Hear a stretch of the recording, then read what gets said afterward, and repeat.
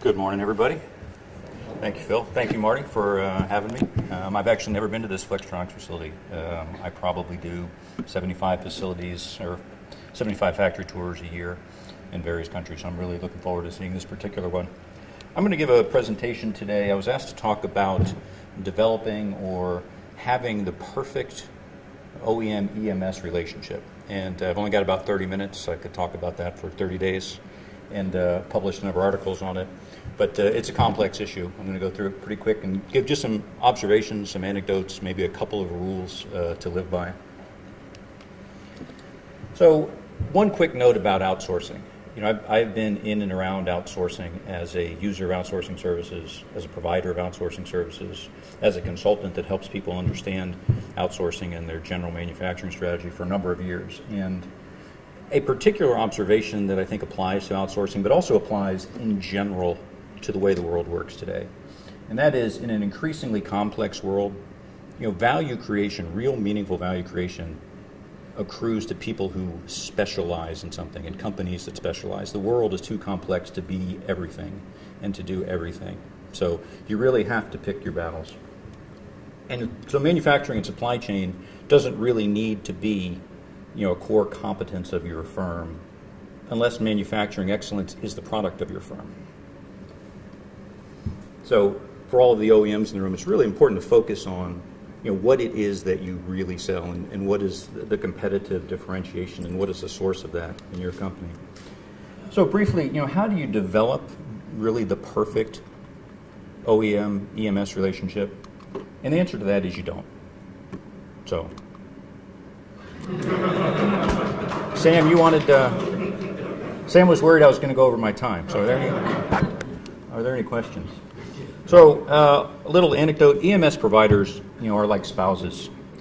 If you have 3 or more exes, it's probably you.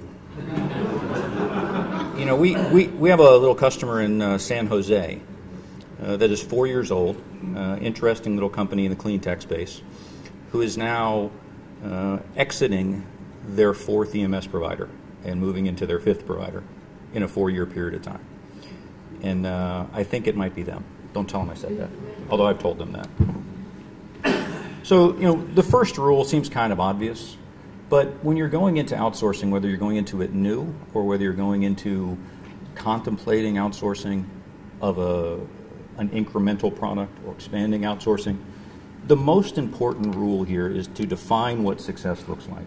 And it sounds very simple, but we see so many companies that either don't take the time to do this or haven't been thoughtful about this, and therefore they create certain expectations, and those expectations are going to disappoint because they're not well thought out expectations. So, you know, why are you outsourcing, and what is it that you seek to accomplish by the outsourcing? And it's not the same for every company. You know, for some companies it's purely a, you know, management attention units. For some it's purely a supply chain leverage. There are a lot of different reasons, but think through what it is that's driving your outsourcing decision. And how will you measure, you know, the commercial value of that? You know, what will success look like in your outsourcing? And I can see by a couple of looks there that, you know, some people really hadn't thought about this. What does success look like? And there are a lot of different things you can measure, but how will you know if it is successful? You know, is it unit price? Is it on-time delivery? Is it, you know, what is it doing to my other cost of goods sold and the OPEX that I must spend internally to manage it? There are a lot of different metrics, but how do you put those together to form a picture of what success will look like so that you can pursue that success? And then, you know, what are the strategic imperatives of your company? You know, my company does a lot of work with China. I recently, you know, wrote an article about one of the new things we're seeing in outsourcing to China isn't just outsourcing to China because China is inexpensive and a good source of supply. It's outsourcing to China because of the need to fill demand in the Chinese market. That's a different strategic imperative than just looking for the lowest cost. So you have to look more holistically at what is it that you're trying to achieve by the outsourcing.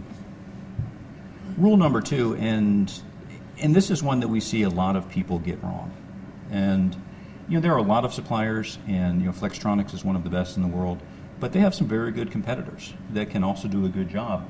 It's about selecting the right one for your needs and the right location and the right team and the right service offering within that portfolio of what the company has. And looking at that in a holistic way. I know SBS does a lot of work with small companies and emerging technology companies. One of the things that my company sees all of the time with these emerging technology companies is they will make the decision on one or two dimensions. And those dimensions usually for the emerging technology companies are, who is the most technologically capable supplier? And that's only part of the equation. We have a customer, a relatively new customer, who is a fairly big publicly traded company. We don't usually work with the big companies. We try and target companies under $1 billion in sales. And they called because they're having trouble with their EMS provider. And until we got the NDAs and contract in place, they were a little cagey about what the issue was. But so we get the contracts in place, and okay, so what is the nature of this problem? Well, they're not going to make payroll on Thursday. Well, that's kind of a problem, as I see it. And we've been talking about this for a week in this contract in place. And so we go look at this and we make some recommendations, but it is an extraordinarily complex product. I mean, one of the most difficult things I've ever seen, and I have seen a lot. And they selected this supplier because, look, these guys have the best technology. But it doesn't matter because they're going bankrupt. So they optimized on a dimension, and it bit them very, very badly. Business is not simple enough that you can optimize it on one dimension. So if you need a certain technology, go define that. If you need a certain commercial arrangement, go define that. If you need a certain breadth of services, go define that. But define it holistically. It's not a one-dimensional game. So, sit down and take time to document the requirements of your company and what it is that you really need, and not just the technology piece. And then determine the importance of those various criteria. Everything is not a 10. Price is not a 10 and quality is a 10. And, the world is not that simple. The art of management that we are all involved in is about making choices and about making trade-offs and about balancing, resources that are constrained. You have to figure out, of the things you need, which are the top things, which are must-haves, which are nice-to-haves. And, develop these internal expectations in an open way, cross-functionally with the entire team at the OEM, and do it in a pragmatic and intellectually honest way. I've seen a number of times expectations get set where, savings will be a certain amount, or, our fill rate will be a certain amount, or, expectations that are based on nothing more than unrealistic desires as opposed to what is needed and what is really possible. So effective supplier selection starts with finding the right fit. And there's a lot of different fits. The one I think is really the most important is this last one, which is the cultural and relationship fit. When we talk to our clients, especially startups, about finding an EMS provider, it is more about a hiring process than it is about a supplier selection process. Because if you think about a traditional EMS model, what is the EMS doing for you? They are building your product to your specifications. So some of you are probably old enough, as I am, to remember when we used to build all our own stuff, where we used to have these big vertically integrated OEMs. And there was a certain relationship between the factory and engineering, between the factory and the marketing folks. And that isn't any different in an outsourcing relationship. The difference is those companies are somewhat decoupled. Now they are different companies with different business models, different risk tolerances, and things like that. What you really want is someone that you're going to look at as your operating team. Someone that you can call up and go, look, Marty, I'm in a jam. I know this wasn't forecasted. What can you do? So there's a lot of this supplier selection that is hard to quantify on paper. We really encourage, let me go through this. We really encourage our clients to, look objectively at the capability of the company. Not the slideware. Go take a tour. Go talk to their customers. Go talk to their employees. Sit down and have lunch with the person who's going to run your account, and build a relationship there and understand what they really do. And independently validate their performance. Go check references. The best reference of whether someone's going to do, whether Columbia's going to do a good job, is go talk to the people where Columbia's doing a job today. And the people are either going to say, yeah, this guy's doing a great job, or this guy's aren't really doing a great job. But go find out. Don't go find that out the hard way. And also a robustness or a breadth of capability in a particular area. we see so many bad decisions made on slideware, which is, we go look for something and, wow, this company has really great slideware. Okay, they have one operation on the North Pole that does this, right? That's not a breadth of capability. That doesn't mean that the operation in San Jose is going to be able to do that. So go do your homework. And what we always say is, in God we trust. All others need to bring some data. And once you get started, separating a relationship like this is very hard. In our customer segment, which is a little bit smaller than most of you guys, we estimate that separating from one supplier and engaging another supplier costs somewhere between 2.5 and 6.6% of cost of goods sold for the first year. And so, you want to go spend 6 points to save 2. You better be right about that. You better have a longer term view, or you're going to be losing money every time. So the time to sort out the difference between the slideware and the substance, is before you get started. So this is part of our cultural training class at Riverwood, but you don't want to be disappointed in a relationship, and we define disappointment as the gap between expectations and execution. So you can manage the right supplier to achieve the wrong results, and we see this all the time. And the example I gave you up front of a client of ours who is moving to their 5th supplier, it's them. They are not managing it correctly, but they just cannot get their head around the fact that these problems are related to them. So you can take a good supplier and you can manage them to where you're frustrated with them and where they don't perform, but you can't take the wrong supplier and manage them to achieve the right results. So, there are 2/3 of this that the OEM has really got to get right. So rule number 3, document things, discuss things, and repeat that process very often. Another very common mistake we see is people will go select a supplier and they will get spreadsheets that dim the lights, and they will have divined exactly the right supplier, and then they will assume that they're done because I've selected the right supplier, therefore my life is good. And what they don't do is go do the diligence of putting in the right contract. And more importantly than the contract, because in the business we like to say, when the contract comes back out of the drawer, the relationship's probably done. What we encourage is an operational document that we call a set of rules of engagement. And what it is it's the who, what, when, and why of how will we work together. Who on your team will work with who on my team? How often will they exchange what data? What should be our expectation in terms of how quickly you turn around that data?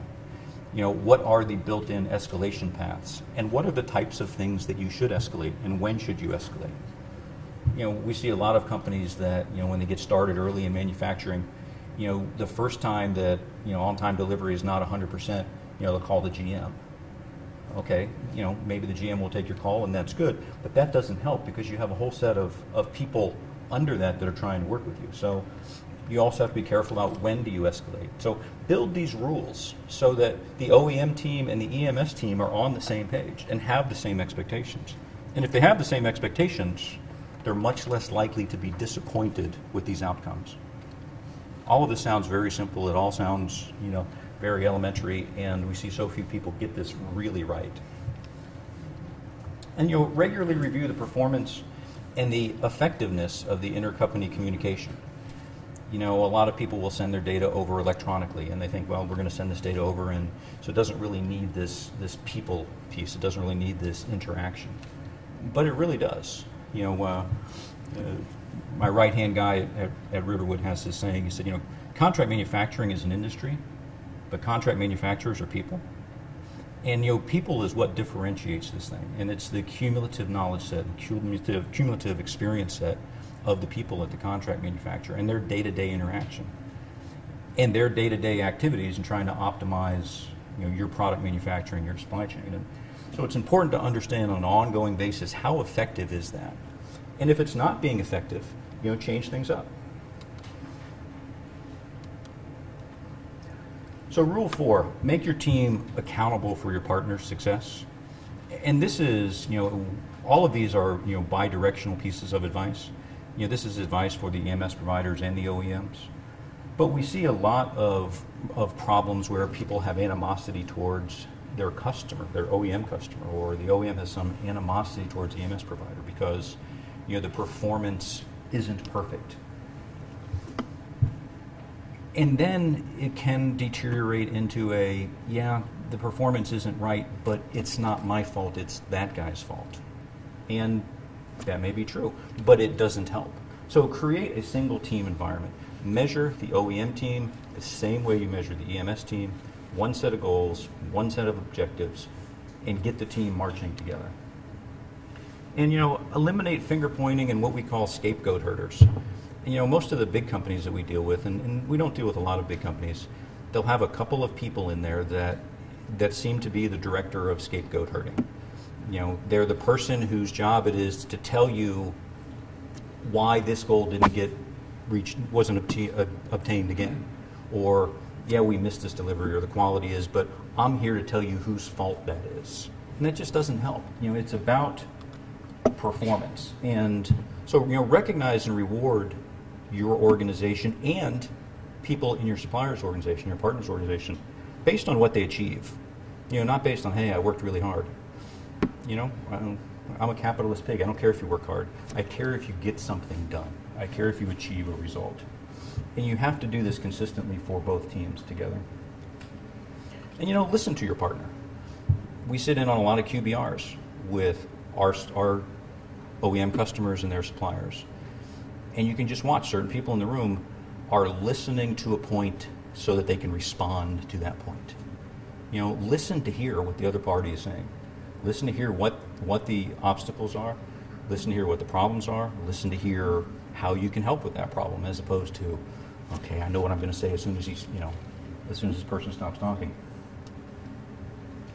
And treat it like a partnership, and it'll feel like a partnership. Whenever I see a press release from one of these EMS companies that they just partnered with this company and they partnered with that company, we have a pretty good feel for who's doing what in the space. And there are companies out there that are very successful, that are very committed to outsourcing, who have pretty effective relationships and who treat it as a partnership. And then there are people who treat it as if it's something that is a little bit more transitory in nature, or a little bit more disposable. So despite the marketing material, there's nothing seamless about manufacturing. We had a marketing guy at my firm, and who's no longer with my firm, thank God. And we're doing this online marketing, and if you hire Riverwood Solutions, we're going to make this relationship between you and the EMS, we're going to make it seamless, and we're going to help you with your product, and it's going to be seamless. And I've been in manufacturing my whole career, and I've never seen seamless, not one time. Manufacturing is a very, very complicated business.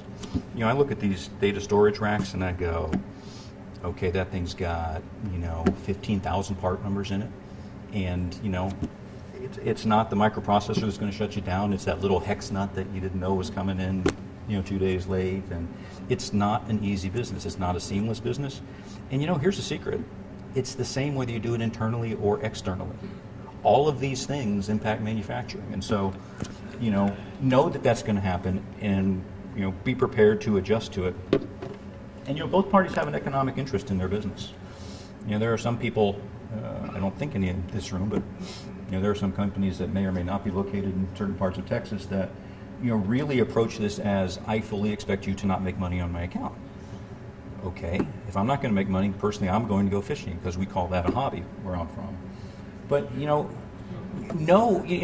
want your supplier to make an excessive profit. You want them to make a reasonable profit based on a reasonable effort and a reasonable result.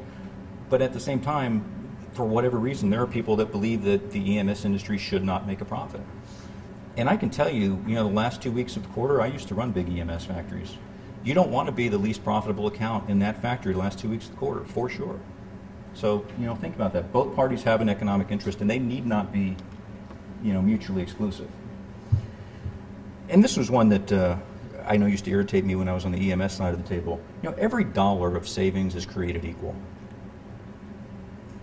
Every dollar is equal. When I go down to the store, they don't go, was that $1 of savings you got from... No, I just give them $1 and they give me my beer. So many times, there's a conversation about we really need to reduce cost. And that conversation tends to be a one-sided conversation. It tends to be very lopsided around, you're the supplier. When it's a cost reduction, you're no longer the partner, you're the supplier, and therefore... But, the the OEMs have plenty of opportunity to help reduce these costs, whether it's approaching the communication of demand data differently, or whether it's, allowing the EMS provider to be more active on the quality and the NPI front. There are a lot of different ways. But saving $1 should be saving $1 regardless of where that dollar originates. And this is an interesting quote. Think about this for a minute. The economics of outsourced manufacturing are not just about the economics of outsourced manufacturing. They're about the economics. They're about the economics of the relationship. They're about the economics of the transaction costs that occur between the two companies. And there's no specific recipe for outsourced manufacturing. Some people outsource this much. Some people outsource their entire value chain.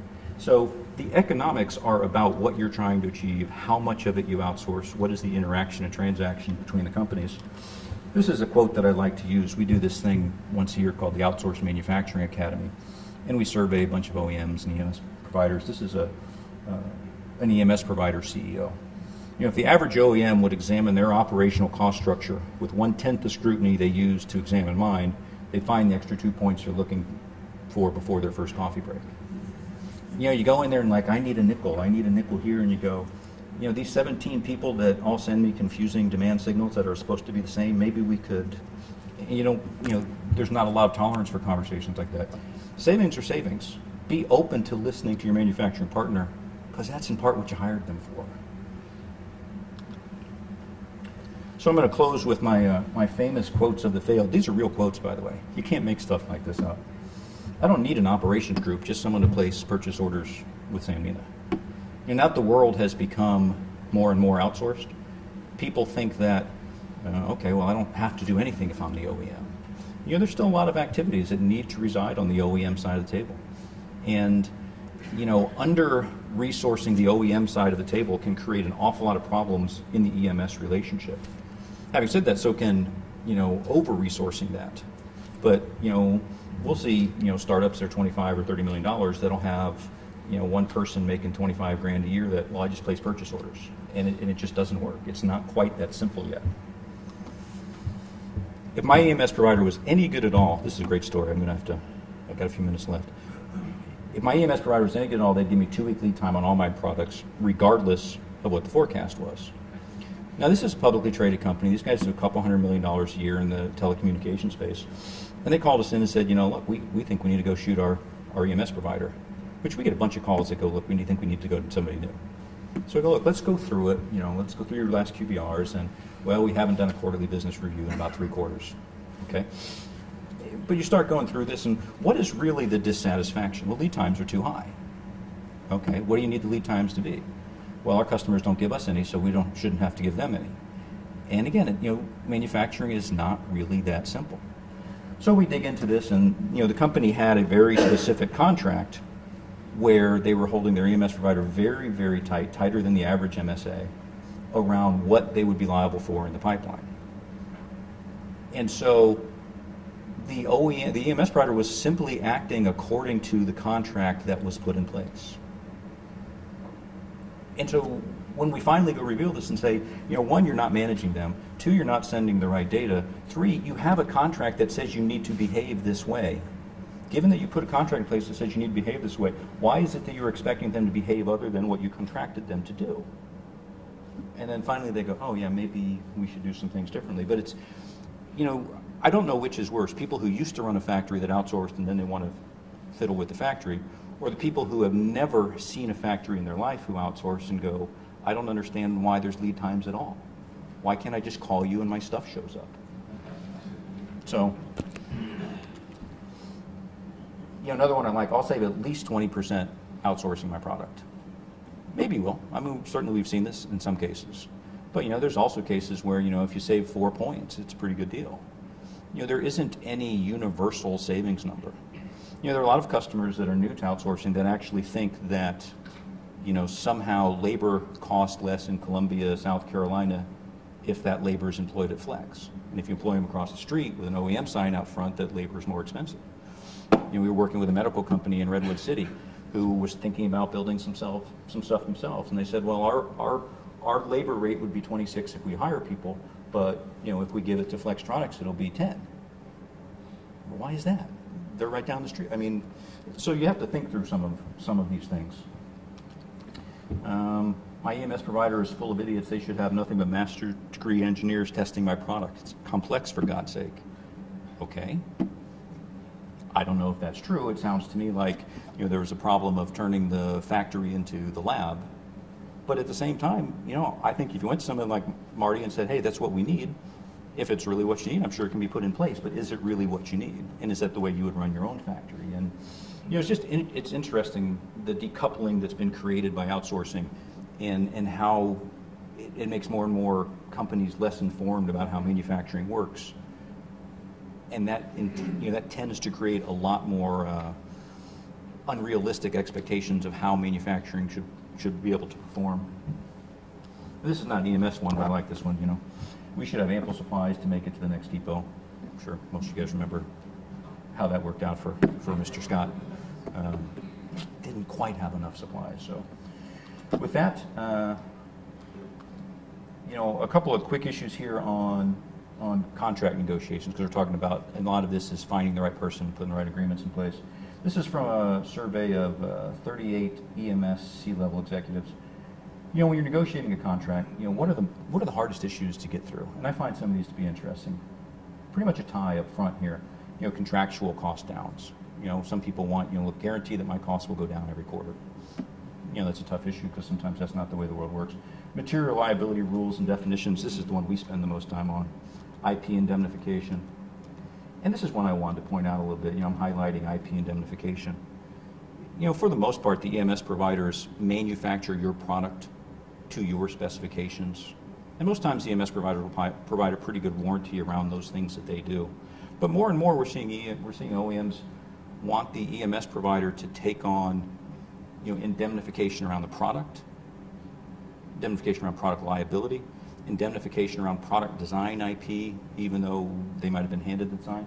It's interesting, again, as these two operations have become more decoupled, the sources of innovation, the sources of production, how the lines are trying to get blurred in the middle because people don't really understand the EMS model and have never operated their own factories. So, quickly, kind of the top 5 in my mind for having a good relationship. Document internally your expectations in an open, honest way with the entire OEM team. Go through a thoughtful and thorough supplier selection.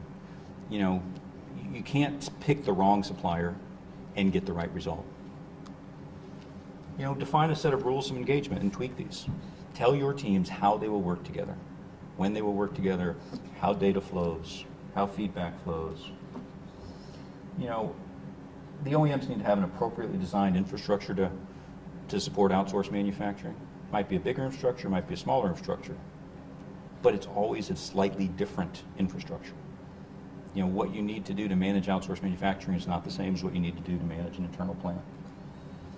And then take an even-handed approach and an inclusive approach to the metrics of how you manage the outsourcing. Figure out what metrics are really important and drive them together with the service provider so that both the teams are on the same page. So with that, Sam, look, I have like a minute left.